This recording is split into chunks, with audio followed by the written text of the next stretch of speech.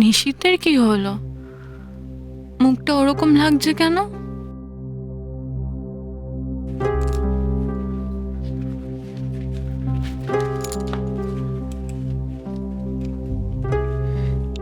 কি হয়েছে তোমার? থাক, আমার কথা তোমাকে আর ভাবতে হবে না। সবসময় বাড়ির সবার খেয়াল রাখতে গিয়ে তুমি তো এই ছেলেটার দিকে একটু ভালো করে তাকাও না।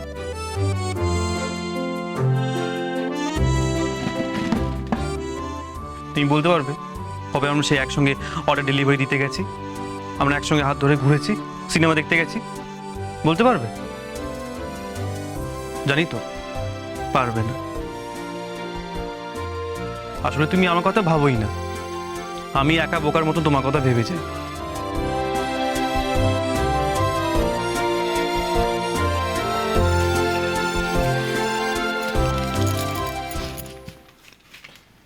তুমিই তো আমার শক্তি, আমার বল, ভরসা, সবকিছু। আজ আমি এই যে পরিবারটা পেয়েছি সেটা তো তোমার জন্যই।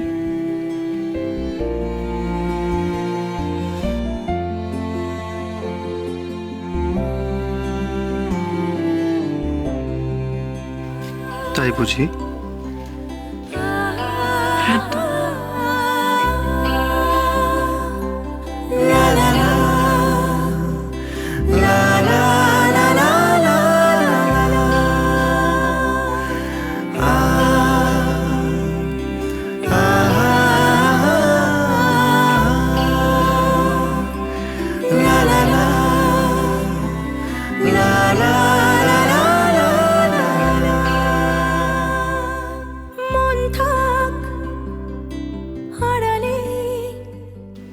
নিশীথ ছাড়ো, দরজা খোলা আছে। থাক, জানি হাত কেউ চলে আসবে। বাড়ালে আসুক। ধরা দেবে ভালোবাসা। তুমি পথে চেনো মা,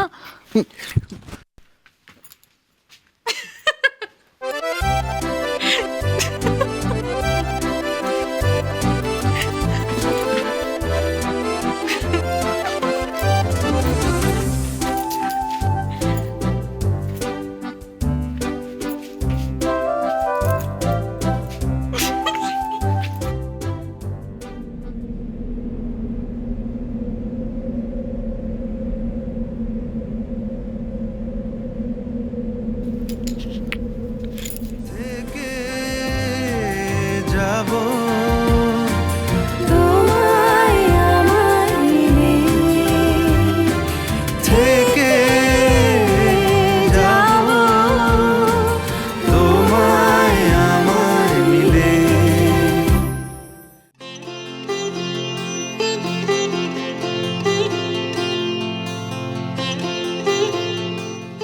লুচিটা করে নি, আর তো সব হয়ে গেছে।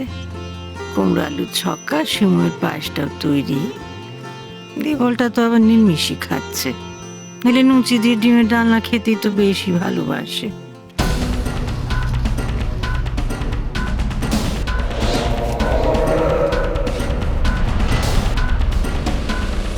গুরু, তোমার কথা মতো কাল আমি ডায়নাকে বলেছি তোমার সাথে এসে দেখা করতে। তা সে কি বললো? রাজি হলো আসতে? রাজি হবে না মানে? গুরু, এতদিন তোমার সাথে থাকতে থাকতে অ্যাক্টিংটা আমি মন্দ করি না, যা স্পিচ দিয়েছি না, আবার আমার প্রেমে পড়ে গেছে। আমি আপনাকে হাতে হাতে কিছু করে দেব? শোনো বাচ্চা, আমার ছেলে বাড়িতে ফিরে এসেছে বলে ভেবো না তুমি বাড়ির বউ হয়ে গিয়েছো। বিয়ের আগে সমস্ত কাজকর্ম শিখে নিও, তাহলেই হবে। আর সবসময় হাতে কলমে কাজ করে কাজ শেখা যায় না, দেখেও কাজ শিখতে হয়। মন দিতে কি কি লাগে জানো? এই বিদ্যে নিয়েছে আমার হাতে হাতে কাজ করতে। যা ঘরে যাও, ঘরে গিয়ে বসো। এত কিছু একেবারে ক্ষমা করে দিল ডায়না? প্রথমে একটু ন্যাকামো করছিল, বলছিল দে বল তুমি কেন আমাকে ছেড়ে চলে গেছিলে, আমার কি হতো। আমি এমন একটা ভাব দেখালাম যে সব কিছুর জন্য আমি খুব দুঃখিত। তারপর মিষ্টি মিষ্টি কটা প্রেমের কথা বলল, ব্যাস পাখি আবার জালে ধরা দিল।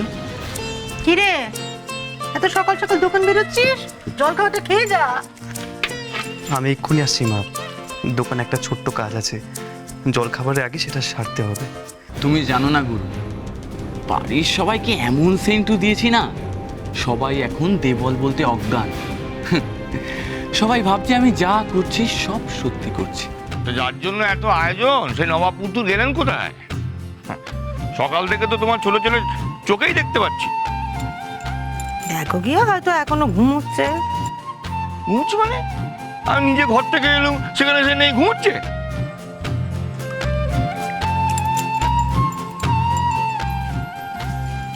ঘরে নেই মানে? গেল কোথায় ছেলে আমার? কল ঘরে নেই তো? বাথরুম থেকে তো আমি একটু আগে স্নান সেরে এলাম, কই ও তো ওখানে নেই।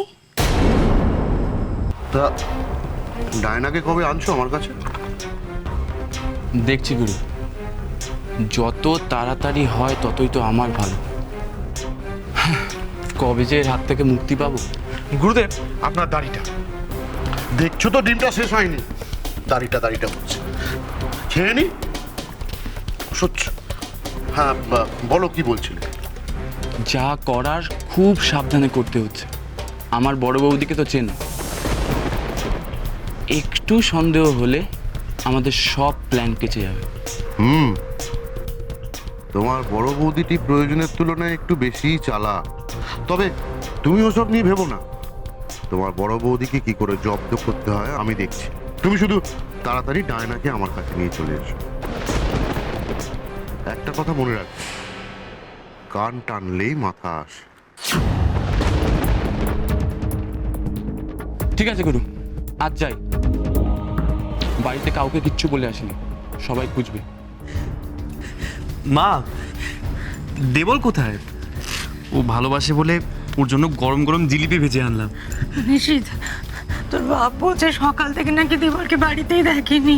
তুই দেখ না ছেলেটা আমার কোথায় গেল আবার, দেখ না বাপ। জানতাম বেশি দিন থাকবে না এখানে, ঠিক কেটে পড়বে। মা, আমি বলছিলাম কি, আমার মনে হয় থাক, তোমার মনে হয় তোমার কাছে থাক মেজ বৌমা, মাথা গরম করিও না। মা, মা তুমি শান্ত হও মা, আমি দেখছি। দেবল একদিনের জন্য বাড়ি ফিরে আবার কোথায় গেল? দাদা, আপনার বাজারটা। ও, থ্যাংক ইউ। একেই বোধহয় বলে ঘর শত্রু বিভীষণ। তুমি জানো না দেবল, উশসী আর আমার এই লড়াইয়ে তুমি সামান্য একটা ঘুঁটি মাত্র, আর রাজায় রাজায় লড়াইয়ে মরে কিন্তু এই প্রজারাই। দেখি দেখি উশসী, তুমি আমায় চেকমেট দাও না আমি তোমাকে।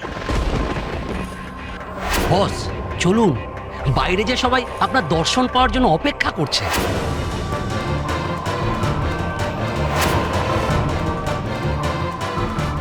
তুমি যেভাবে তোমার দাদার নামে জমিটা আমার নামে করে দিলে,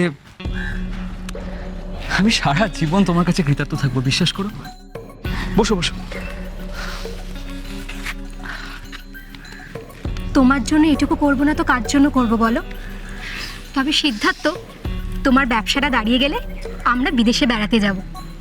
একবার ভাবো, বিদেশে তুমি আর আমি হাত ধরে ঘুরছি, বেড়াচ্ছি, গল্প করছি, খাচ্ছি, খুব মজা হবে। সত্যি। আচ্ছা, সেসব তো হবে, তার আগে এক কাপ দেশি গরম চা খাওয়া যাক। হ্যাঁ, আচ্ছা বসো, আমি নিয়ে আসছি।